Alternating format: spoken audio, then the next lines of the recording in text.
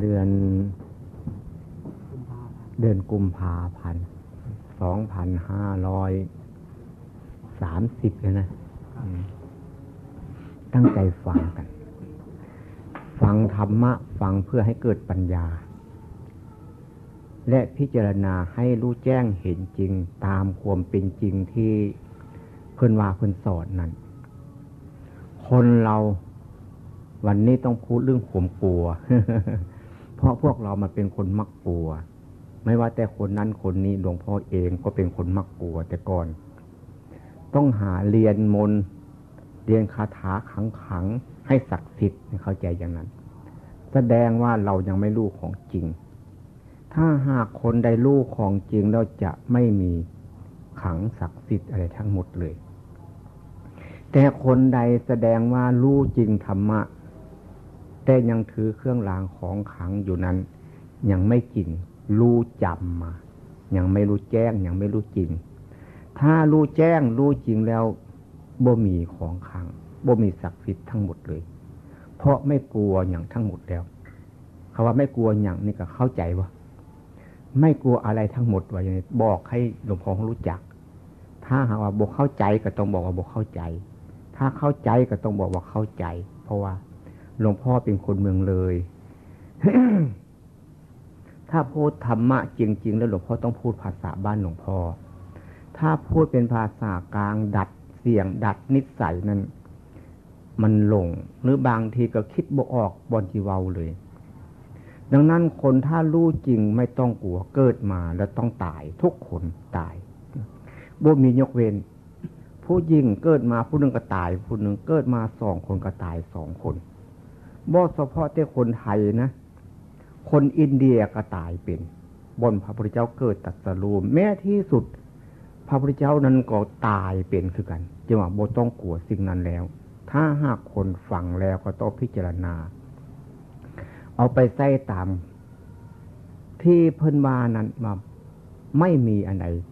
ที่จะศักดิ์สิทธิ์ขังได้บ่มีเพิ่นว่าอย่างนั้นพระพุทธเจ้าว่าดังนั้นจึงว่าพวกเขามาเจริญวิปัสสนาต้องเจริญให้เกิดปัญญาบ่ต้องกลัวคนนี่เนี่ยพ่อเคยเห็นกลัวตายแต่ไม่กลัวเกิดเห็นกระดูกคนตายก็กลัวกระดูกผีเขาจะเอิ้นกระดูกผีบาดดูกงัวดูกควายดูกปลาบ่กลัวนี่เป็นอย่างนั้นและบัดนี้คันท่าตายกับอะไรอาวรณ์คิดถึงถ้าหากเป็นพ่อเป็นแม่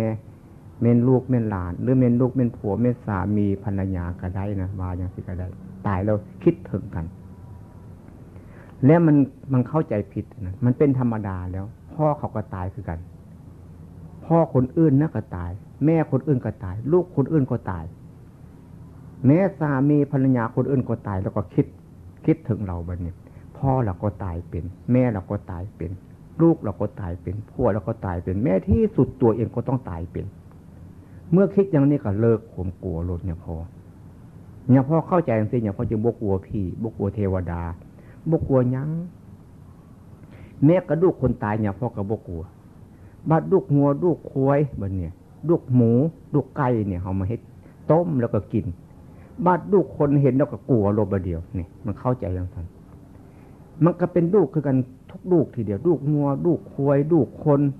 ลูกปลาลูกอย่างก็เป็นลูกเมื่อให้ซื้อว่ามันเป็นแข็งหรือมันลูกเฮาเนี่ยถ้าบ่มีกระดูกกับบ่มีส่วนแข็งสัตว์ทุกประเภทมีลูกเท่านั้นที่ว่าบ่กลัวอย่างพอแล้วคนส่วนมากกลัวอันนั้นถ้าหากคุมกลัวโยงท่านก็ถือว่ายังบ่รู้ของจริงเพราะรู้จำมาซื่ออันรู้จำนะเพิ่นว่ามันจำมาจากตำรับตำราเพิ่นอย่างว่าอย่าเชื่อถือสิโดยเขาพูดตามกันมาเพิ่นว่าอย่าเชื่อถือโดยเขาเล่าลือกันมาอย่าเชื่อถือเห็นว่ามันมีอยู่ในตำราอย่าเชื่อถือที่ครูบาอาจารย์ว่าหลายข้อนะ10 ข้อหนังสือกลามาสูตรเพิ่นบอกไว้ดังนั้นพวกเรามาเจริญวิปัสสนาก็ตามมาเจริญสติก็ตามมาทำความรู้สึกตัวก็ตามมันเป็นคำพูดฟังแล้วต้องใส่สติใส่ปัญญาพิจารณาให้เห็นแจ้งรู้จริงตามความเป็นจริงนั้นเขาก็เลิกละได้สิ่งเหล่านั้น เพราะว่าการกลัวนั่นน่ะมันทำให้เราทุกข์ความทุกข์เกิดขึ้นเพราะเรากลัวหลายอย่างนะกลัวทุกข์กลัวไปตกนรกกลัวไปอย่างนั้นแล้วเราบ่เคยเห็นจากเธอแล้วทุกคนเกิดมาต้องเป็นอย่างนั้นตัวหลวงพ่อเองอันนี้ว่านี่หลวงพ่อเคยกลัวอย่างนั้นแต่คนอื่นนั้นคิดว่าคงจะคือกันจึงว่าธรรมะแท้คือสิ่งเดียวกันคือกันเมื่อเป็นอย่างนั้นทุกศาสตร์ทุกภาษาทุกเพศทุกวัยเนี่ยพอเห็นมาแล้วเรื่องมูนี้ดังนั้นการศึกษาหลักพระพุทธศาสนานั้นสอนให้รู้จริงให้เห็นแจ้งรู้จริงตามความเป็นจริงมันเป็นจริงสันจึงบ่ควรกลัววันนี้คนกลัวทุกข์บัดนี้ก็ต้องไปเข้าโรงเรียนหนังสือมากๆสอบรายได้ปริญญาตรีปริญญาโทปริญญาเอกเพื่อกันทุกข์กลัวทุกข์นั่นแหละและบัดนี้ทุกข์เกิดขึ้นเลยบ่รู้จักบ่รู้สึกตัวเลยบัดนี้คนหาเงินเดือนก็คือกันเงินเดือนร้อยพันหมื่นก็ตามสร้าง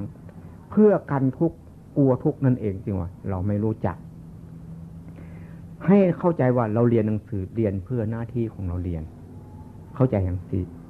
บอกคิดว่าจะเฮ็ดอย่างเรียนเพื่อหน้าที่เพราะทุกคนเกิดมาก็ต้องเรียนบัดนี้การหาเงินหาทองก็เช่นเดียวกันหาเพื่อหน้าที่เพราะคนมันต้องมีการหาการทำมาหากินเลี้ยงชีพเป็นว่าทุกคนต้องรู้อย่างนี้ดังนั้นพระพุทธเจ้าจึงสอนให้คนกลัวสิ่งที่มันอยู่ในตัวเฮานี่คันถ้ากลัวบ่ต้องกลัวข้างนอกกลัวความคิดนี่เองความคิดนี่น้ำหนัก20-30 กิโลหรือ50-60 กิโลก็ตามน้ำหนักของคนมันเอาไปได้มันยกไปได้สบายยกตัวของนี้ไปได้สบายผู้ใดหากว่าเห็นความคิดตัวเองความคิดตัวเองก็ลอกเขาให้กลัวลอกเขาให้ทำอย่างนั้นลอกเขาให้ทำอย่างนี้นี่มันหลอกเขาจือว่าถ้ากลัวต้องกลัวภายในเขานี่โลดเอาชนะภายในเขานี้เมื่อเขาเอาชนะความคิดที่มันปรุงแต่งภายในนี้แล้วความกลัวก็หมดความสงสัยลังเลใจกังวลก็หมดและความเศร้าหมองซึมเศร้าหดหูนี่ก็หมดเหมือนกันถ้าเราเห็นความคิดเราจริงๆแล้วดังนั้นมาเจริญวิปัสสนาเจริญกรรมฐานก็ตามมาทำความเคลื่อนไหวเพื่อให้เรารู้สึกตัวรู้แจ้งรู้จริงฝึกหัดให้มีสติว่องไว้ให้มีจิตพองใสเพิ่นว่าจิตใจเขาเนี่ยพองใสนึกคิดอันใดก็เห็นก็รู้การทำงานพูดคิดเมื่อตัดสินใจลงไปแล้วการงานนั้นก็ไม่ค้างมือได้ต้องลุล่วงไปได้หรือแล้วไปได้คนที่ทำงานค้างมือเอาไว้งานบ่แล้วมันทุกข์ก็เพราะบ่เห็นจิตบ่เห็นใจนี่เองเมื่อจิตใจเศร้าหมองโงกง่วงหดหูสันบ้านหลวงพ่อว่าหดหูสันทางนี้ข้าเจ้าสอนว่ายสุว่าหดหูนะหลวงพ่อหดหูสันข้าเจ้าบอกให้นะเพราะก็จำได้อันนี้เป็นความจำซื่อดังนั้นคนเราต้องมีสัญญาเกิดมาจากธรรมชาติมันจริงๆเมื่อเรามีสัญญาเกิดมาจากธรรมชาติจริงๆแล้วสิ่งนั้นเนี่ยเราจะรู้แจ้งเห็นจริงตามความเป็นจริงทันว่าการพูดธรรมะมือนี้คล้ายๆคือง่ายของที่คว่ำหน้าอยู่นี่นะของที่ปิดเกลียวมันอัดแน่นอยู่คล้ายๆคือเขาไม้ออกมาสิละบ้านหลวงพ่อเคยคือผีมเหสักหลักคุณสักจาวานผีบ้านผีเมืองนั่นผีตาปู้ผีหลายผีบ้านหลวงพ่อข้าเจ้าฆ่าควยให้กินฆ่าเลี้ยงผีฆ่าหมูฆ่าควยให้กินคันท่ามันเป็นโรคอหิวาเพิ่นว่าเอิ้นผีหาไปล้อมหัวแล้วผีไปกันให้เอาซั่นผีกันผีหาเนี่ยบ่ให้เข้ามาก็เฮ็ดน้ำเพิ่นเนี่ยพอเฮียนมนต์รักษากันผีก็เฮ็ดน้ำเพิ่นก็ได้เดียนน้ำเพิ่นอันนั้นแสดงว่าเจ้าของบ่ฮู้จักเฮ็ดน้ำเพิ่นได้ซื้อพี่มันดีจังได๋ของฮู้จักโลดฟังหลวงพ่อว่านี่คิดพิจารณาให้เห็นแจ้งรู้จริงพี่บ้านพี่เมืองพี่มเหสักหลักคุณพี่อย่างกระสร้างเนาะเฮาปลุกตูบปลุกสารพระภูมิให้อยู่บ้านหลวงพ่อบ่ได้ใส่อิฐหินดินปูนจังซี่ใส่ไม้ ฝังให้เป็นเสาเอาหญ้ามามุงแล้วเอาไม้ไปแอมพวกขึ้นไปกัดไปกินมันก็บ่ไล่ได้ผีหญ้าก็กัดเมิดฝนตกก็หัวก็บ่หยดบ่ยามีหยังในบริเวณบ้านน่ะก็หกหญ้าก็ป่งขึ้นมาใบไม้ก็ขูดลงหันก็บ่ปัดบ่กวดเป็นหยังนี่แสดงว่าผีเนี่ยบ่มีประโยชน์อย่างเท่าใดเฮาย้านเอาซื่อๆนี่ผีที่อยู่ภายในจิตใจเฮานั้นนึกบ่ฮู้จักฉะนั้นคนจิตใจต่ำก็เรียกว่าผีเพิ่นว่าจิตใจสูงเพิ่นเรียกว่าเทวดาเพิ่นว่าดังนั้นจิตใจต่ำเป็นผีถ้าหากผู้ใดยังจิตใจต่ำก็แสดงว่าตัวเองยังเป็นผีอยู่เพิ่นว่าจังซั่นถ้าหากจิตใจสูงเมื่อใดแล้วตัวเองก็เป็นเทวดาแล้วละอายการเฮ็ดการทำสิ่งนั้นเพิ่นว่าจังซั่นดังนั้นผีบ้านก็ให้รู้จักว่าผีบ้านผีประจำบ้านนั่นก็พ่อแม่เฮานั่นล่ะเป็นผีทำไม่ดีพูดไม่ดีกับผีประจำบ้านเพิ่นว่าทำดีพูดดีเพิ่นเอิ้นว่าผีประจำเพิ่นเอิ้นเทวดาประจำบ้านเพิ่นว่าจังซั่นหลวงพ่อบ่เคยรู้จักสิ่งเหล่านี้เมื่อมาเจริญเอิ้นว่าวิปัสสนาก็ได้แล้วเพราะว่าชื่อเพิ่นเอิ้นว่าวิปัสสนาวิปัสสนาเกิดขึ้นก็ต้องรู้แจ้งเห็นจริงตามความเป็นจริงรู้แล้วตั้งเก้าล่วงภาวะเดิมเพิ่นว่าหลวงพ่อก็เลยรู้จังซั่นก็เลยตั้งแท้ๆเลิกละได้แท้ๆหลวงพ่อสิ่งเหล่านั้นสิ่งเสพติดมึนเมาทุกประเภทมันจิตใจต่ำเลยเลิกได้ให้เป็นจิตใจสูงเป็นเทวดาอยู่บ้านอยู่เฮือนได้เพิ่นว่าซั่นคันพี่ประจำบ้านเขานะบ่แม่นประจำเฮือนได้บัดนี้พี่ประจำบ้านให้ว่าผู้ใหญ่บ้านก็ได้ผู้ใหญ่บ้านนี่เป็นผีถ้าหากทำซัวพูดซัวคิดซัวมันเดือดร้อนราษฎรเดือดร้อนถ้าหากทำดีพูดดีแล้วผู้ใหญ่บ้านก็เป็นเทวดาได้คือกันเข้าใจอย่างนั้นจึงว่าผีบ้านผีเมือง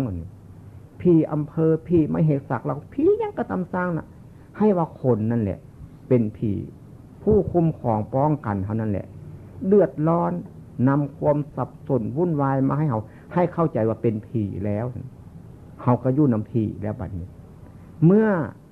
หากผู้ปกครองคุ้มครองป้องกันเขาทำเต้ดีพูดเต้ดีคิดเต้ดีเขาก็สบายอยู่กับเทวดาแล้วเพราะเทวดาคุ้มครองป้องกันเขาเอาไว้ทำซัวพูดซัวนั่นเพื่อเอิ้นว่าผีทำดีพูดดีได้เพื่อเอิ้นว่าเทวดาว่าซั่นดังนั้นให้พวกเรารู้จักว่าผีอันเป็นตนเป็นโตนี่เขาบ่ค่อยเห็นเขาเห็นตั้งแต่ผีปู่ผีย่าผีตาผียายตายไปแล้วหลายตัวโคตรคนเขาก็ย่านก็กลัวจังสันเนี่ยไปย่านเฮ็ดหยังที่เนี่ยเพราะว่าเมื่อกี้นี้นะกระดูกงัวกระดูกกล้วยหะหยาต้มกินได้กระดูกคนนี่มันเฮ็ดมีหยังได้บ่เฮ็ดหยังเป็นในแท้นี่นะหยาพอมาอยู่ขอนแก่นเนี่ยหยาพอเขาเจ้าเอาไปสูตรมนต์ให้ว่าไปไล่ผีอะไรไปพระวิปัสสนาเขาเจ้ามันขังมันศักดิ์สิทธิ์ข้าเจ้าปลูกบ้านขึ้นมาบ้านหลังนึงปลูกใส่มันเป็นจุมโพนบนหันมันเป็นโพนแดงแล้วก็บนหันมันเป็นตู้ผีข้าเจ้าว่าข้าเจ้าเฮ็ดตู้ผีไปไว้หันแล้วผู้หันก็บ่มีเงินซื้อบนอื่นก็จะมีเงินซื้อเฉพาะตู้ผีนั่นแหละก็เลยพังตู้ผีนั้นออกไปก็เลยปลูกบ้านใส่ปลูกบ้านใส่แล้วเกิดบ่มีความอยู่ดีจากเทื่อได้3 ปี4 ปีแล้วเกิดไข้หนาวอยู่ซั่นน่ะข้าเจ้าไปซื้อเอาตะกุดมาจาก101ซื้ออันนึง450 บาทไปซื้อเอาพระพุทธรูปน้อยๆนี่แหละมาจากอำเภอหนองเรือองค์นึง80 บาทซื้อตะกุดก็ซื้อ2 อัน2ตะกุดให้ว่าเดินไปซื้อผ้าไปก็ซื้อ2 องค์ไปไว้ไปรักษาคุ้มครองป้องกันอันนั้นบัดนี้ก็เลยหลายอาจารย์เนี่ยไปสูตรทอดสูตรถอนให้มันเลิกมันละมันบ่เศร้าก็เลยมาหาญาพ่อก็ไปวัดญาพ่อไปอยู่ทับอิฐนั้นมี2ญาพ่อนำกันญาพ่อนั้นก็อยากไปญาพ่อก็บอกว่าคันไป2 คนมันบ่ขังไปผู้เดียวมันยังขังมันศักดิ์สิทธิ์คันท่านหลวงพ่อไปแล้วผมก็บ่ไปแล้วเพราะว่าเพิ่นเป็นสมภารเป็นเจ้าวัดนั้นแต่หลวงพ่อไปเป็นลูกน้องเป็นลูกวัดเพิ่นแต่ข้าเจ้ามีความศรัทธาญาพ่อเพราะญาพ่อเป็นพระวิปัสสนาไปใหม่ๆข้าเจ้าก็เลยรับเอาหลวงพ่อไปหลวงพ่อนั่นก็เลยบ่ได้ไปได้เนี่ยพ่อก็เลยบอกว่าเอาน้ำใส่กะละมังมาข้าเจ้าเอาน้ำใส่กะละมังมาอันนึงใหญ่ แล้วมาวางไว้ต่อหน้าเนี่ยพอก็เลยถามข้าเจ้าบ้านเขานี่เอาอย่างรักษาข้าเจ้าเอิ้นพระธรรมอยู่ไสมีตะกุดอันนึงซื้อมาจาก101แล้วก็พระพุทธรูปซื้อมาจากอำเภอหนองเรือข้าเจ้าก็เอามาให้เนี่ยพอเบิ่งเนี่ยพ่อก็มาเบิ่งแล้วก็ถามข้าเจ้าเอาส่งน้ำได้บ่ถามข้าเจ้าว่าเอาส่งได้ว่าท่านข้าเจ้าบอกพอดีถามข้าเจ้าได้เรียบร้อยแล้วเนี่ยพ่อก็เลยเอาพระลงส่งน้ำเอาจมไว้ให้น้ำประมาณจากชั่วโมงนึงเนี่ยพอให้ว่าลมกันบ้านอย่างพอเรียกว่าลมกันทางนี้อาจจะว่าคุยกันก็ได้คือว่าอย่างไรว่าคุยกันตีว่าอย่างไรคุยกันตีว่าคุยกันทางบ้านอย่างพอเรียกว่าลมกันคุยกันประมาณจากชั่วโมงนี่แหละอย่างพ่อก็บอกโอ้ยพระตายแล้วว่เขาจะก็ตกใจเลยเดียวสีหน้าข้าเจ้ากระโบคือที่บอกกันอย่างพ่อกับปรับผมเข้าใจข้าเจ้าสมมุติว่าโยมมุดน้ำอยู่จากชั่วโมงแล้วบ่หายใจเป็นยังไงตายครับอันพระนี่ก็คือการนักกับตะกุดนี่ก็ได้เอาไว้เนี่ยจากชั่วโมงแล้วเนี่ยได้แล้วชั่วโมงนึงว่าตายแล้วบ่หายใจแล้วหาจะไปว่าศักดิ์สิทธิ์ขังไม่หยังเฮาเองเป็นคนขังเป็นคนศักดิ์สิทธิ์เฮาเองรักษาพระพุทธรูปรักษาตะกุดอันนี้ว่าแล้วเจ้าของเอาไปใส่ก็ต้องเอาติดตัวไปนะเพราะย่ามันเสียย่ามันหายก็บอกข้าเจ้าหลายอย่างแล้วก็เลยทำน้ำมนต์ให้ข้าเจ้าเอากระมังมา4 ใบเพราะ4 คนเนี่ยกระมังใหญ่มาอย่าพอกระจมน้ำโมตัสสะนี่แหละอิติปิโสนี่นะจะให้แล้วก็เฮ็ดปากหนึ่งมานอมมาแนมแล้วก็ข้าเจ้าบ่ได้ยินเสียงเนาะเป่าใส่ขู่ถังพันแล้วก็เอาน้ำลดข้าเจ้าทั้ง4กระมังนะกระมังตรงหน้าผู้ใดก็หดผู้หันให้มันเปียกมดทั้งเสื้อทั้งผ้านั่นแหละเปียกแล้วก็ต้องผัดคันท่ารดน้ำมนต์น้อยๆเนี่ยมันแสบแต่พอบอกมันแสบมันอยู่ยากคันท่าเปียกหมดแล้วก็มันจิตสบายใจแต่พอบอกคันไปให้พระรดน้ำมนต์ก็เอาใบไม้ใบหญ้าขาวฟิตออกไปพ่นออกไปมันเปียกบัดนี้อยากพ่อทำน้ำมนต์ให้เนี่ยมันดีว่ะรดใส่หัวพุ่นลงมาเนี่ยพอเปียกมดเปียกเฉพาะบนท่านยังพอได้เปียกหมดเหือนนั่นแหละขอน้ำซี่กระมังนะเปียกหมดเหือนบัดนี้อย่างพอก็เลยว่าถ่ายเสื้อถ่ายผ้าแต่เราหุกถูกบ้านเหือนมูนี่ว่าให้มันสะอาดว่าใหญ่แมงมุมแมงมีอยู่ในบ้านน้ำเหือนเนี่ยทำออกให้มันมดข้าเจ้าก็เฮ็ดคืออย่างพอวานั่นนะเฮ็ดกับทำนี่อันเดียวกันมั้ยทำเฮ็ดอย่างพอวานะทำอย่างพอวาข้าเจ้าก็เซ็กกระถูล่างหมดแล้วก็ข้าเจ้าอย่างเอาอย่างพ่อไปเบิ่งบอนกระดูกคนมากระดูกไม่อย่างหูไตทุนข้าเจ้าหันพาไปสูดหลายเทื่อแล้วสูดทอดเอากระดูกนั้นออกมันบ่ออกคันคนบ่เอาหนีออกโยมมันบ่ออกดอกว่าคันถ้าคนบ่เอาหนีว่าคันคนเอาหนีแล้วออกโลดว่าจะไปย้านมาให้ยังว่าอย่าพอว่าขุดออกมาแล้วอย่าพอก็เอาขี้หินใส่เอาทรายใส่เพราะข้าเจ้าอยากให้เฮ็ดสูดยัดนั่นก็บ่มีเรื่องอย่างยัดโน้นยัดนางไปเนาะเรื่องพระปฏิโมกข์อันนั้นเนี่ยพอก็ว่าให้ฟังแล้วก็แล้วไปแล้วก็ปัดในบริเวณบ้านมูเนี่ยคือยังบ้านข้าเจ้ามันต้นไม้มาใกล้ๆเพราะข้าเจ้าบ่ได้เฮ็ดงานอื่นๆไปเพราะว่าหัวติดบ้านมันหกมันยังทำความสะอาดมูนี่ว่าให้อากาศมันดีว่า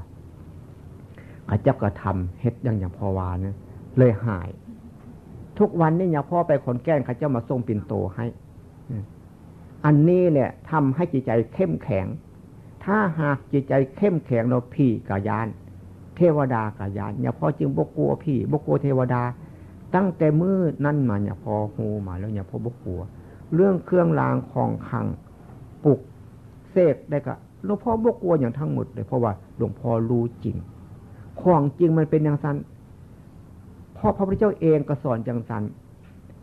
ข้าเจ้าบอกว่าเครื่องขังศักดิ์สิทธิ์อันใดเพิ่นหักสร้างเว้าปืนยิงบ่ออกมีดผ้าฟันบ่เข้าเนี่ยข้าเจ้าว่าคันท้ายเฮียนของขังแล้วอันนั้นมันเข้าใจผิดเขาฟังมาผิดคนฟังมาผิดมาปฏิบัติก็ผิดคนฟังมาผิดมาสอนผู้อื่นผู้ฟังนั้นฟังผิดไปปฏิบัติก็ผิด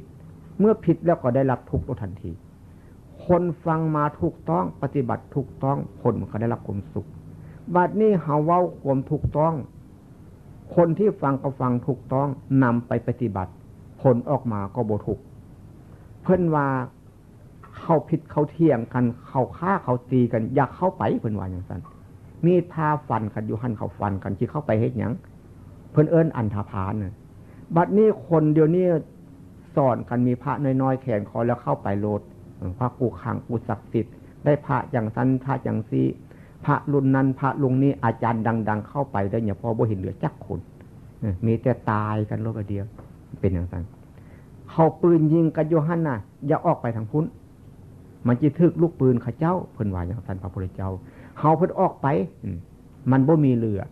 ดังนั้นเฮาจิเฮ็ดจิทำจิพูดจิคิดอันใดก็ตามสร้างน่ะต้องใส่สติปัญญาให้มันรู้แจ้งเห็นจริงตามความเป็นจริงอย่างที่พระพุทธเจ้าว่านั้นเขาปืนยิงกันแล้วเป็นเหตุแล้วทางพุ้นน่ะอย่าออกไปทางพุ้นบ่เดียวคนมาซุ่มมาซ้อนอยู่หั่นลัดยิงเขาอีกตื้มเทื่อนึงก็ได้เพิ่นว่าอย่างนั้นบัดนี้เขาฆ่าเขาตีกันเขาเลี้ยนเบี้ยเลี้ยนไพ่กันกินเหล้าเมาสุรากันอย่าเข้าไปวงการอันนั้นนะมันจะมีเรื่องแล้วเพิ่นว่าอย่างนั้นเฮาบ่เชื่อจิว่าบ่เชื่อก็บ่แม่นพ่อเฮาบ่ฮู้จักเพราะครูบาอาจารย์เพิ่นก็บ่ว่าจังซี่เพิ่นว่าปลุกหรือว่าคนเพิ่นว่าแสดงฮู้อย่าพ่อก็บ่ฮู้จักเรื่องเพณีอย่าพ่อเคยได้เฮ็ดนำเพิ่นแม้ตลอดบวชเข้ามาแล้วเป็นเจ้าหูหนุ่มอย่าพ่อเอาของผ้า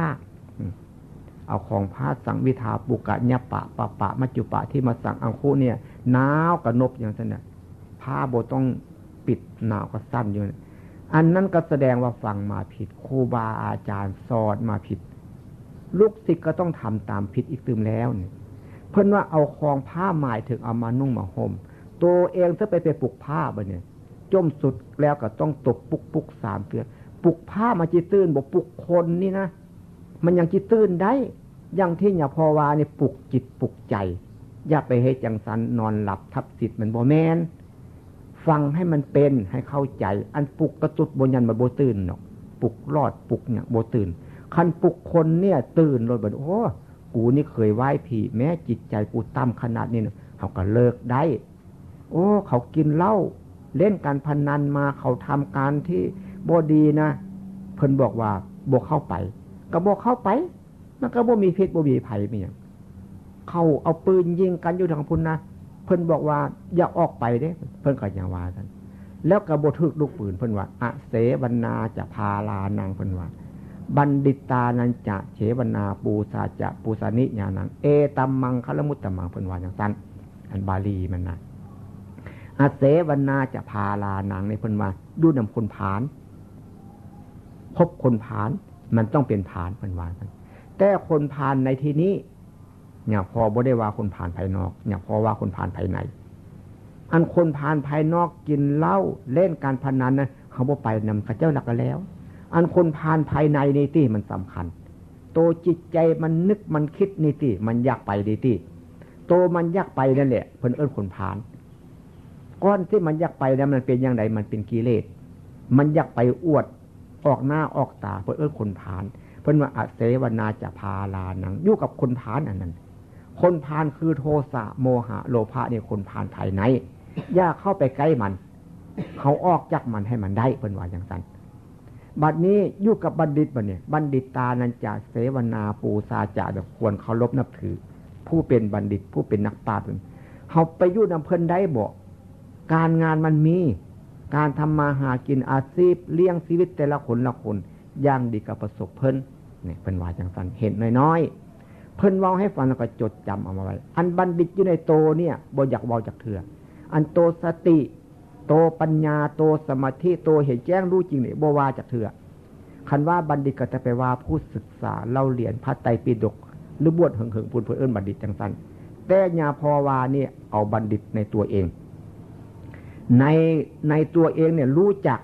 มันนึกมันคิดเพิ่นเอิ้นว่าบัณฑิตก็แปลนักปราชญ์แล้วนักปราชญ์ก็เป็นผู้ฉลาดแล้วคนบ่ฉลาดจะเห็นบ่จิตใจตัวนึกตัวคิดอ่ะมันก็ต้องเป็นคนฉลาดจึงจะรู้จึงจะเห็นดังนั้นมาเจริญวิปัสสนาเนี่ยเจริญเพื่อความฉลาดบ่ไม่เจริญเพื่อความโง่เพิ่นว่าให้ฟังแล้วโอ้ความจริงมันเป็นอย่างนั้นเราก็ต้องเข้าใจทันทีดังนั้นความตายนี่จึงบ่ยกเว้นพ่อผู้อื่นก็ตายพ่อเราก็ต้องตายคือกันแม่ผู้อื่นตายแม่เราก็ต้องตายคือกัน เมียผู้อื่นก็ตายเมียเราก็ต้องตายคือกันผัวผู้อื่นก็ตายผัวเราก็ต้องตายคือกันลูกผู้อื่นก็ตายลูกเราก็ต้องตายคือกันแม้ที่สุดตัวเองก็ยังตายอยู่แล้วที่ไปคิดกลัวมันอย่างของอย่างสั้นเมื่อรู้จักของจริงแล้วก็รู้จักอย่างสั้นอันนี้คนมันบ่เป็นอย่างนั้นจิตใจมันต่ำเพราะบ่มีคนว่าอย่างให้เขาฟังจึงว่าการปลุกพระน้อยๆก็ตามสร้างปลุกเรียนก็ตามบ่ตื่นดอกบ่ลุกแท้ๆอันปลุกคนนี่ตื่นในแท้อย่างพอว่าเนี่ยผู้ใดมาฟังเนี่ยเอาไปพิจารณาตื่นโลดลุกโลดบ่เดียวโอ้กูเฮ็ดจังซั่นมันผิดเด้มาดูกงัวดูกขวยกูบ่เคยกลัวจักเทื่อดูกเป็ดดูกหมูดูกไก่กูมาต้มกินแม้กระดูกคนให้ได้มันกลัวกระดูกคนก็คึงกับกระดูกงัวดูกขวยดูกหมูดูกเป็ดดูกไก่คือกันมันเป็นกระดูกคือกันเนี่ยสัตว์ทุกประเภทมันเป็นอย่างนั้นเฮาพิจารณาตามความจริงแล้วบ่กลัวเนี่ยพอเลยบ่กลัวกลัวตั้งแต่ว่าคนที่เอาค้อนมาตีญาตินั่นซั่นที่เจ็บแท้ๆอันนี้นี่แหละเพิ่นว่าเอิ้นบัณฑิตบัณฑิตเพิ่นเอิ้นนักปราชญ์อันบัณฑิตไปเรียนปริญญาตรีปริญญาโทนั่นโอ้อันนั้นบัณฑิตความรู้ภายนอกนั่นแล้วเนี่ยพอเห็นบางคนนะบวชมานานๆปลุกพระปลุกเรียนให้ว่าเป็นพกลุ่มไปพุ่นละไปทางใดก็ได้ครั้งหนึ่งเนี่ยพอไปภูโคงเนี่ยไปบ้านหมู่เพิ่นอาจารย์เขียนไปอยู่นี่หมู่อาจารย์บุญธรรมหมู่มหาบุตรทองอยู่เนี่ยพอขึ้นไปครั้งแรกที่สุดคนหนึ่งคนเอาไปแก้งคอหั่นน่ะเขาจะไปสงครามเวียดนามมาชนะมาบัดนี้เขาจะไปฮอดตีนตกขึ้นไปอุจจาระหรือไปอย่างไปอาบน้ำเนี่ยเพราะเขาไปอาบน้ำเนี่ยต้องไปท่ายเป็นอย่างคนบัดนี้เอาพระไปเอาเครื่องเราไปห้อยงาไม้ไว้เวลาที่ท่ายมันออกเอาออกตะกอนเครื่องนั้นนะมันจี้บกขังบัดนี้ออกมาแล้วลืมที่บัดเนี่ยลืมแล้วก็ไปแล้วไปก็เลย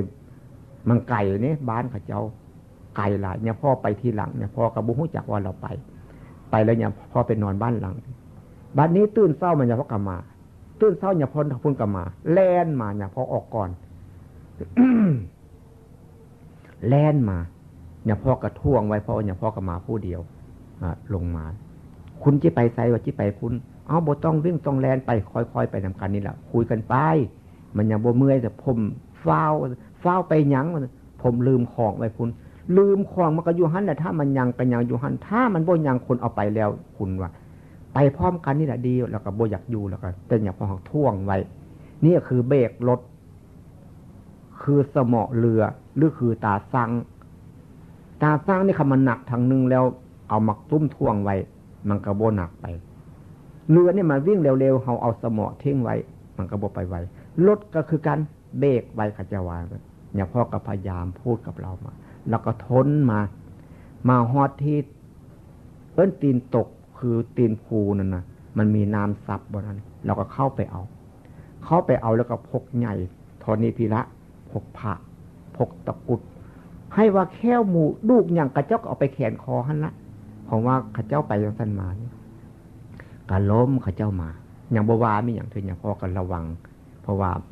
บางทีข้าเจ้าเกิดหงุดหงิดขึ้นตีอย่างพ่อก็ได้พออยู่ในป่ามาฮอดตลาดแล้วอย่างพ่อก็ถามว่าคุณของคุณนั้นมันดีว่าดีครับเราว่า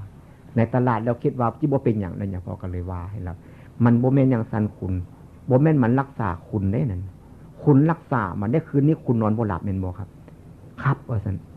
คุณเป็นทุกข์เป็นบ่ว่าทุกข์ครับคันท่าหากว่ามันรักษาคุณมันก็ว่าน้องอย่าป่าพี่ไปไหม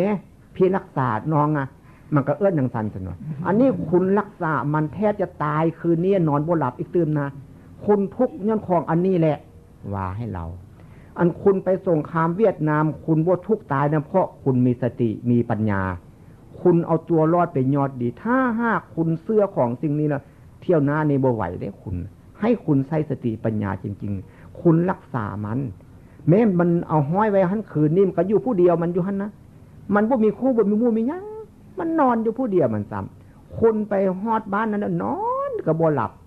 คิดถึงมันอยู่ที่คุณทุกแม้เมื่อเช้านี่ขันบ่ทอคนอาตมาท่วงคุณแล่นมาเนี่ยเป็นสารบาดล้มตายเพราะของอันนี้แหละว่าให้เราคุณรักษามันเพื่อประโยชน์แต่ว่าเนี่ยพอบ่ห้ามรักษาก็ดีเป็นกำลังใจเพราะคนจิตใจต่ำมันต้องเป็นอย่างสั้นค คนจิตใจต่ำให้เขาพึ่งของจังสันแหละจังว่าคนโง่กับคนฉลาดจึงบ่คือกันคนโง่เขาเรียกคนเอิ้นจิตใจต่ำคนฉลาดเขาเอิ้นจิตใจสูงเพิ่นว่าจังซั่นดังนั้นพวกเขามาเจริญวิปัสสนาก็ตามมาทำความรู้สึกทำให้จิตใจเข้มแข็งให้มีความฉลาดในตัวมีปัญญาสามารถมองเห็นของจริงได้เพิ่นว่าจังซั่นของจริงมันต้องเป็นจริงของบ่จริงมันจะจริงได้ยังไงที่หลวงพ่อได้ประสบมาหลายครั้งพี่ตาลุบดูผ่านนกเขารถทุกคันเนี่ยพ่อมาอยู่ขอนแก่นกายไปจังที่ไปจังหวัดเลยไปฮอนห้างก็ต้องเอาปิ้งไก่เอาหมูไปให้พี่ผ่านนกเขาพี่ตาลุบได้กินจอดรถแล้วก็แอดรถข้าเจ้าเอิ้นไว้แอดรถว่าคนที่แบรนด์ไปแม่นยังแม่นบ่โชเฟอร์ติแล้วก็แล่นไปเอาปิ้งไก่ไปว่าหันแล้วก็เย็นเราใส่จอกหันรถสายขอนแก่นรถสายกรุงเทพไปเมืองเลยอ่ะโอ้เป็นอย่างซีนอกคนเนี่ยแม้เรียนขับเครื่องยนต์ปืดไปความรู้เขาเจ้าคงจะได้อย่างน้อยเขาต้องม.2 ม.3 บางคนอาจจะจับจบม.6 ก็ได้หลวงพ่อเขียนหนังสือบ่เป็นอ่านหนังสือบ่เป็นแต่หลวงพ่อสามารถรู้จักดังนั้นคุณค่าการเจริญวิปัสสนาจึงรู้จักเห็นแท้ๆเห็นผีคนเห็นผีเพิ่นเอิ้นตาทิพย์บ่แม่นตาทิพย์อื่นไกลดอกตาปัญญาอันพวกเขามาที่นี่น่ะมีปัญญาสามารถมองเห็นเพิ่นเอิ้นตาทิพย์หูทิพย์บัดเนี่ยก็บ่แม่นหูทิพย์มองไปไกลๆเพิ่นบ่แม่นอันหูทิพย์คือฟังเพิ่นเว้ามีเหตุมีผลเอาไปพิจารณาเบิ่งรู้แจ้งเห็นจริงตามความเป็นจริงเพิ่นเอิ้นหูทิพย์หูข้างเดียวฟังบทสนับต้องมีสองข้างตาเดียวก็คือกันเบื้องเดียวกับบทถนัดคันว่าบทถนัดนี่ก็เป็นบทคักบ้านเนี่ยพอเบื้องบทคักว่าซั่นเอิ้นว่าบทถนัดว่าซั่นบ้านเนี่ยพอหูเดียวกับฝั่งบทถนัดคนจึงมีหูมีตาดอกไม้เอามาบูชาพระพุทธรูปนี่ทูบเอามาจุดบูชาพระพุทธรูปนี่เทียนมือสวยกับไต้เนี่ยพอเคยเห็นแล้วคนไปเอาบุญไต้เทียนมือสวยไต้เพื่อหยังบ่ฮู้จักอันนั้นแสดงไว้เฮ็ดตามเขามาซื้อเจ้าของบ่ได้ใช้สติปัญญาเพราะปัญญาของวิปัสสนาบ่เกิดเทียนสองเล่มจุดลงไปหมายถึงตาสองตานี้มองให้เห็นบ่จุดก็ได้เทียนน่ะมือสวยอย่างเสียมันแจ้งให้เข้าใจอย่างนั้นถ้าหากอยู่บนมือกัดควรจุดใต้ไฟไว้เดินไปเดินมาสบายเพิ่นว่าเทียนสองเล่มก็หมายถึงตาสองตาหูสองหูนี้ฟังให้เป็นเพิ่นว่าอย่างนั้นแต่เฮาบ่เข้าใจก็เลยไปเฮ็ดตามพ่อตามแม่ตามปู่ตามย่าปู่ตายายายเฮ็ดมาที่หลายชั่วคนแล้วเมื่อใดเฮาสิมาปลดเปลื้องเมื่อใดเฮาจะสิมาง่ายของที่ควมนี้ขึ้นมาเมื่อใดเฮาสิมาหมายเกี่ยวนี่ออกจากแหวนอันนี้น็อตอันนี้ขันแน่นเขาทุกมือปิดหน้าไว้ทุกมือบ่มีผู้ใดมาเปิดจากเทือของที่ควมหน้าไว้แล้วเฮาสิเฮ็ดจังไดอยู่พอปานนี้ดังนั้นการถือพุทธศาสนานี่ต้องพิจารณาอย่าไปเสื้อความที่คนที่บ่มีเหตุมีผลว่าแม้จิยกพระไตรปิฎกมากระตามสร้างเนี่ยพอบัดนี้แต่ก่อนเนี่ยพอเสื้อพระพุทธเจ้าสอนแต่เรื่องให้เฮามีปัญญาแก้ทุกข์เท่านั้นเองให้เฮามีปัญญาแก้ทุกข์ได้จริงๆถ้าหากเฮาบูชาดอกไม้รับศีลอยู่ทุกเช้าทุกเย็นก็ตามสร้างไหว้พระทุกเช้าทุกเย็นอยู่ก็ตามถ้าหากเฮายังโง่อยู่ยังทุกข์อยู่บ่แม่นแน่นั่นบ่แม่นแท้ๆพระพุทธเจ้าตัดกับพระวักกลิกแล้วเนี่ยผู้ใดเห็นธรรมผู้นั้นเห็นเราผู้ใดไม่เห็นธรรมผู้นั้นไม่เห็นเราจะจับสายจีวรอยู่ก็ไม่เห็นเราเลยเพราะไม่เห็นธรรมว่าแต่เพิ่นว่ายังห่างไกลจากคำสอนของพระพุทธเจ้ามากที่สุดเด้ถ้าหากเฮายังแก้ทุกข์ในบ่ได้บุญปัญญารู้ถ้าหากเฮาบ่เข้าวัดก็ตามสร้างบ่รับศีลก็ตามแต่เฮารู้จักแก้ปัญหาตัวเองได้เพิ่นว่าเข้าใกล้พระพุทธศาสนาได้เพิ่นว่าเข้าใกล้พระพุทธเจ้าได้ดังนั้นเพิ่นจึงมีไว้กฎหมายก็มีไว้วินัยก็มีไว้กันคนบ่มีธรรมะกันคนโง่ๆเท่านั้นนี่เทียนสองเล่มหมายถึงตาสองตาเทียนสองเล่มหมายถึงหูสองหูนี่ฟังให้เป็ดธูปสามดอกหมายถึงกายวาจาและใจนี้ถ้ากายทำบ่ดี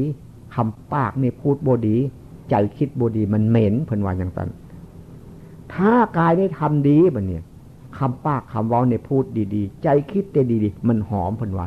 เอาทูบมาจุด3 เล่มเนี่ยให้เฮาพิจารณาหาของจริงถ้าหากเขาบ่พิจารณาหาของจริงแล้วก็สิทำผิดไว้ให้ลูกทำผิดไว้ให้หลานเป็นโรคเลือดหลังยงซี่แหละ เพิ่นว่าทำดีไว้ให้ลูกทำทุกข์ไว้ให้หลานลูกหลานเฮาจี้เห็นจี้รู้จี้เอาไปปฏิบัติแล้วเขาเจ้าก็จี้เข้าใจรู้พ่อแม่ปู่ย่าตาทวดว่าจังซี่แต่บ่ซื้อว่าให้เลิกได้อันนั้นก็ได้เฮ็ดไปหั่นล่ะเฮ็ดเพื่อคนบ่ฮู้จักลองเบิ่งแม่ยังญาติโยมมาเมื่อนี้กันเนี่ยลูกหลานมาแล้วก็พาเขาจุดเทียนหมายถึงตา2 ตาเนื้อลูกหลานหมายถึงหู2 หูเนื้อเทียน2 นี่บอกเขาจังซี่แล้วเขาฮู้จักโลดทูบ3 ดอกนี่จุดลงไปแล้วหมายถึงทำดีพูดดีคิดดี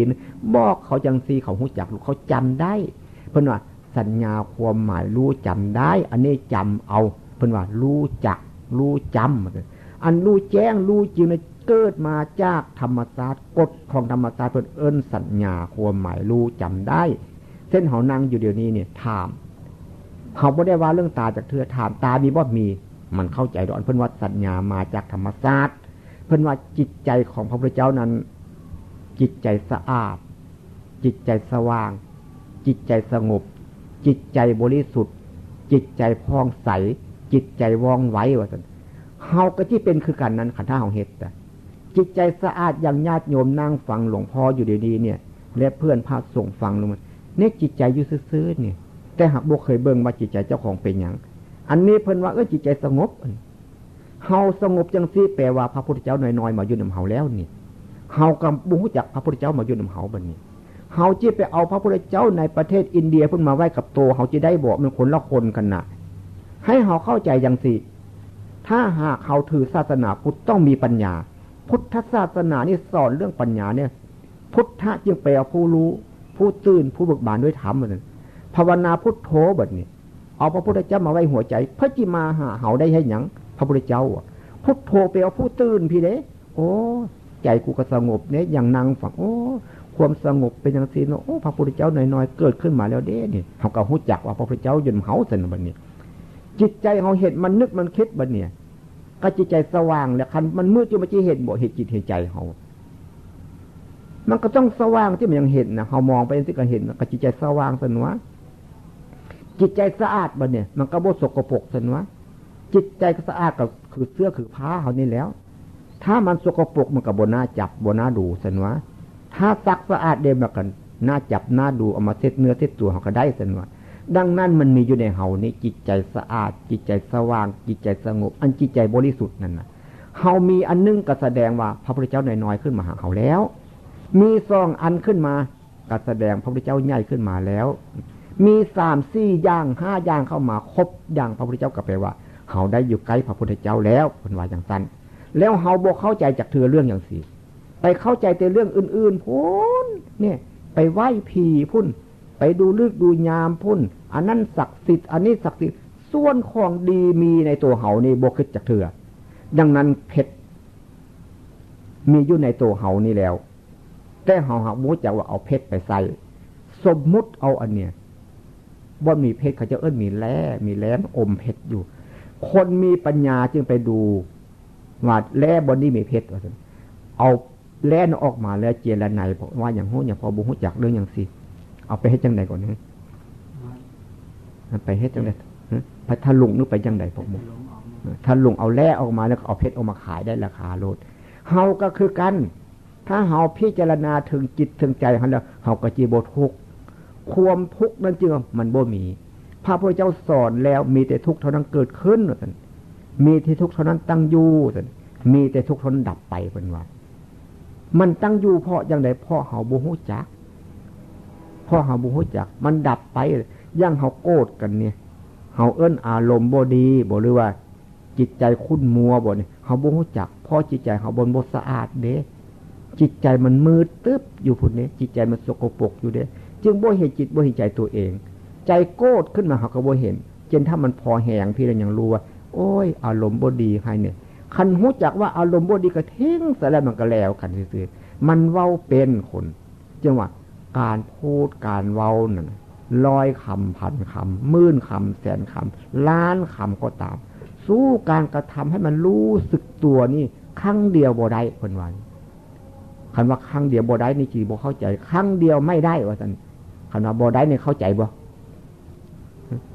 เข้าใจบ่ได้เข้าใจครั้งเดียวบ่ได้มันบ่มีประโยชน์อันนี้มันบ่รู้จักใจเฮาดังนั้นเรื่องจิตใจเรื่องจริงว่าเป็นที่บุคคลเห็นได้ยากต้องพิจารณาจริงๆแต่มันบ่ใช่ว่าฮู้เด้มันบ่ใช่เห็นเด้มันฮู้คิดอันนึงเด้มันเห็นความคิดอันนึงเด้อันฮู้คิดไปนั้นบ่แม่นเห็นคิดอันนั้นมันฮู้คิดมันเข้าไปในความคิดเพิ่นว่าอย่างนั้นอันมันเห็นคิดในความคิดมันหยุดโลดเพิ่นว่าอย่างนั้นจังว่าสัญญาเขาจะไปรู้อันนั้นแล้วอันสัญญาบอกว่าตัวกอใกล้เขียนอย่างนั้นขอไข่เขียนอย่างนั้นตัวงองูจอจานมีอย่างหูเนี่ยพอบ่ฮู้จักกันตัวดอเด็กดอสดามีอย่างยอยักยอเขียนอย่างนั้นอันนั้นเป็นสัญญาภายนอกได้นั่นเขาต้องเห็นนั่นน่ะอันโตสัญญาย่างที่หลวงพ่อว่านี่บ่ต้องเห็นก็ได้รู้จริงๆเรื่องรูปเรื่องนามเรื่องทุกขังอนิจจังอนัตตาเรื่องสมมุติเรื่องศาสนาเรื่องพุทธศาสนาเรื่องบาปเรื่องบุญเรื่องโทสะโมหะโลภะเรื่องกิเลสตัณหาอุปาทานเรื่องสิ้นเรื่องอย่างหูแท้ๆเพราะมันมีในเฮาเพิ่นสัญญาเข้าไปรู้สัญญาตัวนั้นเกิดมาจากธรรมชาติเพราะมันมีธรรมชาติ2อย่างธรรมดาเนี่ยธรรมดาก็มี2อย่างอย่างนั้นที่ว่าของที่ดีๆเขาเอามีอย่างงวมไว้บ่มีผู้มาเปิดเขาก็บ่เห็นแล้วลองมีผู้มาง่ายหน้าขึ้นเนี่ยของอันนี้มีบ่เพชรอยู่ในเห็นบ่เห็นรถบ่เดียวอย่างพอว่าเนี่ยเห็นรถอันนี้เข้าใจรถพอคิดเนี่ยจิตใจมันก็มีทุกคนเนี่ยดังนั้นคนธรรมดานี่แหละอันเป็นพระพุทธเจ้านะอย่าสู้เข้าใจลึกเกินไปแต่ก็บ่ห้ามดอกให้คิดไปมากๆก็ดีคือกันพระพุทธเจ้าจึงเป็นคนธรรมดานี่เองจึงบ่มีวิตกกังวลกับไผนี่กับใครว่าซั่นมื้อบ้านเนี่ยพอเดียวบ่มีวิตกกังวลกับไผว่าซั่นไผสิเฮ็ดแต่ก็เรื่องของเขาเจ้าบ่เป็นเรื่องของเฮาว่าให้ฟังแล้วก็แล้วกันละสิเอาก็เอาบ่เอาก็แล้วไปละว่าซั่นเพิ่นว่าพ่อแม่อย่าพอว่าจังซั่นแต่บ่ฮู้จักความจริงแล้วนะอันความโกรธบ่ได้มีอยู่ในเฮานี่เด้ความโลภความหลงบ่ได้มีอยู่ในเฮานี่เด้อันมีแท้ๆละจิตใจสะอาดจิตใจสว่างจิตใจสงบจิตใจบริสุทธิ์จิตใจว่องไวผ่องแผ้วมีอยู่ทุกขณะทุกเวลาทีเดียวแต่ว่าอันโมหะนี่มาคุมไว้ว่าจังๆกันได้โลภะมาคุมไว้โทสะมาคุมไว้มาปกงอมไว้คล้ายๆคือเฮาจี้เปิดประตูออกมานี่พวกนี้เนี่ยมันอยู่ทางหน้าประตูเนี่ย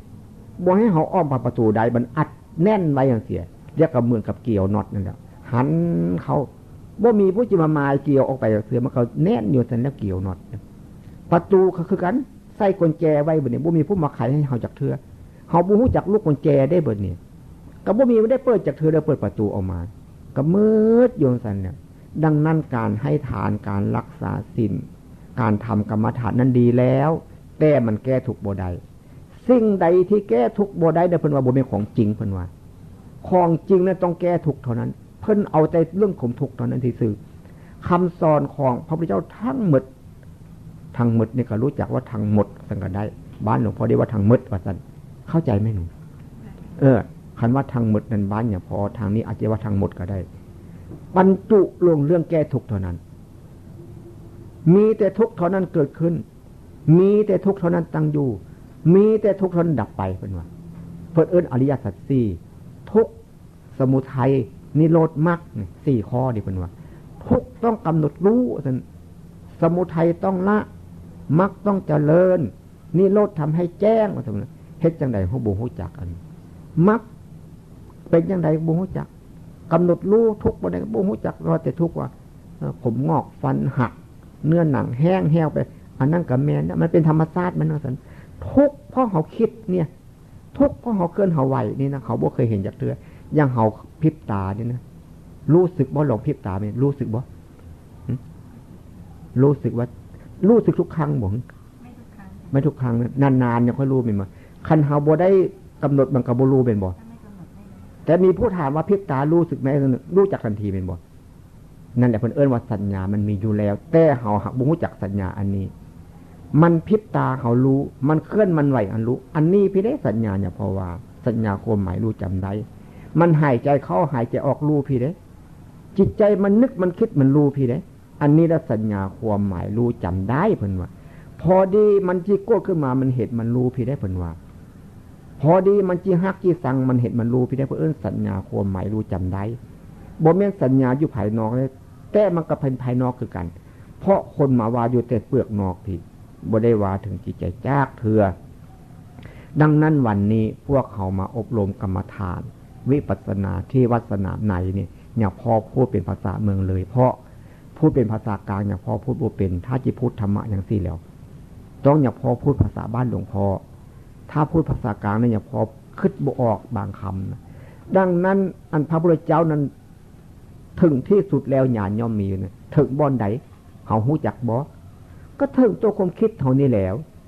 มันขาดช่วงออกจากกันแท้ๆนี่นะบทเฉพาะที่ความคิดเด้ทุกประเภทมันขาดออกจากกันแท้ๆพระพุทธเจ้าเพิ่นสอนจังซั่น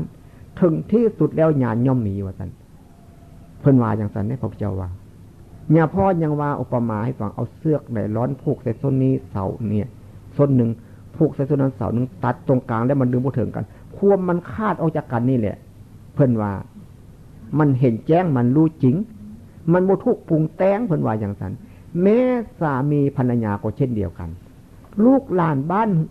สองให้ว่าทุกคนละให้ว่าเดินไปมันจะเป็นอย่างนั้นถ้าหากเขาบ่เป็นในขณะนี้นี่แหละจวนจะตายนี่แหละต้องแน่นอนที่สุดเพิ่นว่าแล้วพระพุทธเจ้าว่าแล้วหรือว่าพ่อแม่ปู่ย่าตายายว่ากับบ่รู้จักละเพิ่นว่าคนใดมีกิเลสตายแล้วต้องเกิดตื่นเหมือนกันเพิ่นว่าคนใดบ่มีกิเลสตายแล้วบ่เกิดตื่นเลยเพราะมันถึงกันนั่นแหละมันจะโกรธตื้มมันจะหักจิสังตื้มเพิ่นว่าอย่างนั้นถ้าตัดให้มันขาดลงไปเลยเห็นไปแล้วมันจะแล้วมันเท่านั้นแหละเพิ่นว่าจังซั่นจึงว่ามันกว้างมันลึกเด้คุณว่าพอปานนี้มันเว้าอยู่ผิวๆเด้ถ้าหากพิจารณาถึงความจริงแล้วมันจะเห็นแจ้งรู้จริงได้แท้นะเรื่องหมู่นี้นะเพราะว่าทุกคนมันจะไปประสบเอานี่นะจนจะหมดลมหายใจดีนะบ่ยกเว้นแท้ๆเนี่ยพอเข้าใจอย่างนั้นดังนั้นธรรมะคำสอนของพระพุทธเจ้านั้นมาสอนคนเป็นนี่แหละบ่แม่นสอนคนตายแล้วดอกอย่างที่เฮาไปสวดคนตายเอาผ้าไปสวดอภิธรรม7นั่นก็ได้เฮาไปสวดคนเป็นนี่เด้บ่ได้ไปสวดคนตายพุ่นเด้คนตายนั้นฟังบ่เป็นแล้วเพิ่นว่ากุปปะธัมโมอากุปปะธัมโมปริหานะธัมโมเจตนาภัพโพอนุรักขณะภัพโพปุถุสโนโคตละภูซั่นพยุพละโตอพยุพละโตเพิ่นว่าไปจังซั่นอภิธรรม7ไปเหตุปัจจัยโยอลัมมนะปัจจัยโยไปเพิ่นซื่อแล้วเฮาบ่เข้าใจได้คำพูดจังซั่นเนี่ยพอบ่เข้าใจแต่ก่อนฟังว่ามาไปสวดให้คนตายความจริงเพิ่นบอกเฮานี่นะเฮ็ดวิปัสสนาพี่นะเพิ่นบอกอ่ะกุปปะธัมโมซั่นอะกุปปะธัมโมมันสิเสื่อมซึมเฮ็ดแล้วมันสิไปต่ออันนั้นซึมเนี่ยมันสิไปต่อมันถึงกันอีกซึมเพิ่นว่ามันสารเสื่อมเพิ่นกุปปะธัมโมอะกุปปะธัมโมไม่เสื่อมเลยเพิ่นว่าจังซั่นซื่อๆนี่นะไปเบิ่งแม่ตัวหนังสือมันแปลไว้จังซั่นนะแต่เฮาบ่เข้าใจเด้ว่าไปสวดคนตายให้บุญคนตายบ่แม่นเด้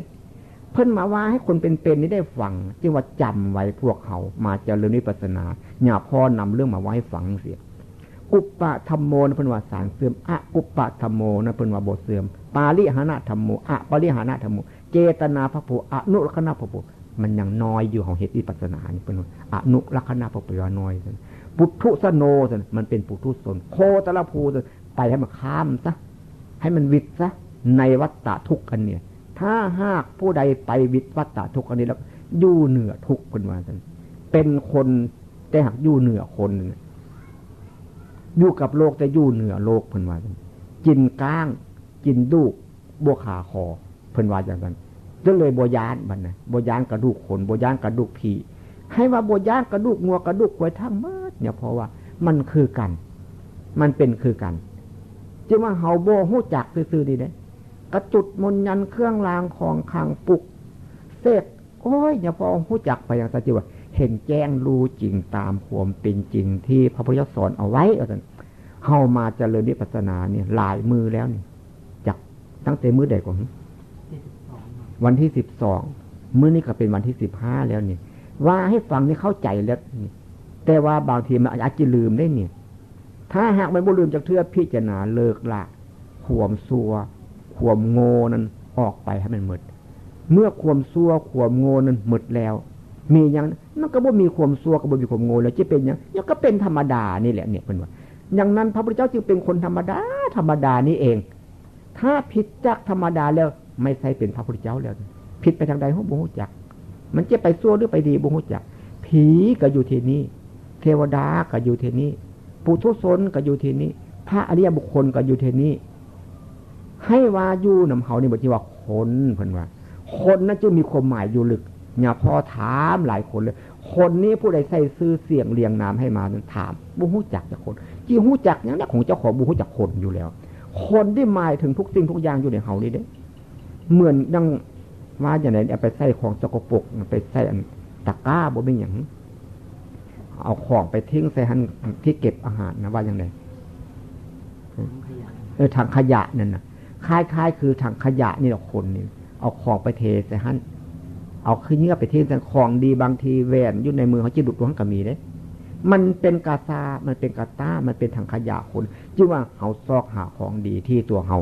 เมื่อเฮาเห็นของดีที่ตัวเฮาแล้วยกมือไหว้ตัวเองได้เพิ่นว่าเคารพตัวเองจึงว่าเคารพตัวเองไหว้ตัวเองปูษาตัวเองให้มันได้ถ้าหากเขายังนกมือไหว้ตัวเองบ่ได้เคารพตัวเองบ่ได้ก็ไหว้ตัวเองบ่ได้แล้วก็ไปไหว้แต่ผีพุ่นแล้วอยู่เพราะว่าไหว้แต่ผีเนี่ยผีอยู่นำเฮานี่เด้บ่เห็นคนจากเทือเนี่ยมันเห็นแต่ผีได้มาเห็นดังนั้นผีจึงอยู่กับผีได้คนกับผีอยู่นำกันบ่ได้เพิ่นว่าคนมันต้องอยู่กับคนนะท่านผีมันต้องอยู่กับผีเทวดามันอยู่กับเทวดาท่านเพิ่นว่า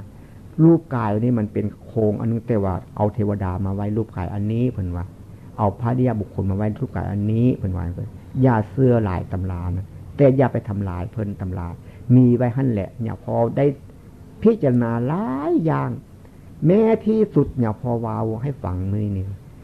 ผู้ที่เป็นฆราวาสญาติโยมไปเจริญวิปัสสนานี้รู้แจ้งเห็นจริงตามความเป็นจริงแล้วถ้าบ่บวชเป็นเพศพรหมจรรย์แล้วตายลดบ่เกิน7 วันนะท่านเพิ่นว่าจำเป็นต้องบวชนะดังนั้นโยมผู้หญิงก็จะบ่อยากให้ผู้ชายไปปฏิบัติธรรมะบ่อยากให้ผัวไปปฏิบัติธรรมะย่านผัวไปบวชเพิ่นว่าจังซั่นบัดนี้โยมผู้ชายก็ย่านบ่อยากให้ผู้หญิงไปปฏิบัติย่านผู้หญิงไปบวชเป็นภิกษุณีอย่าไปเป็นข่าวเข้าใจไปจังซั่นอันนี้อย่าพอเข้าใจจังซั่นคนอื่นสิเข้าใจจังได๋บ่ฮู้จักความจริงแล้วตายภายใน7 วันนี้หมดทิศจันทร์คารพุธพฤหัสศุกร์เสาร์ตายนี่หมดผู้ฮู้ธรรมะก็ตายนี้บ่ฮู้ธรรมะก็ตายนี้คนจนก็ตายอยู่ระหว่างนี้คนรวยก็ตายระหว่างนี้เนี่ยเมื่อพิจารณาแล้วโอ้คนมันบ่เข้าใจมันเข้าใจน้อยเกินไปมันบ่เข้าใจให้ลึกซึ้งซาบซึ้งตึงใจจริงๆมันเป็นอย่างนั้นที่สุดนี้เอาแหละท้ายที่สุดนี้อาตมาพร้อมด้วยพระสงฆ์และญาติโยมมานั่งฟังธรรมะอยู่ณสถานที่นี้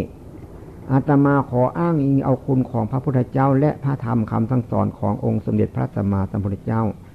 และคุณของพระอรหันตสาวกพระสัมมาสัมพุทธเจ้ามาเตือนจิตสกิจใจของพวกเรา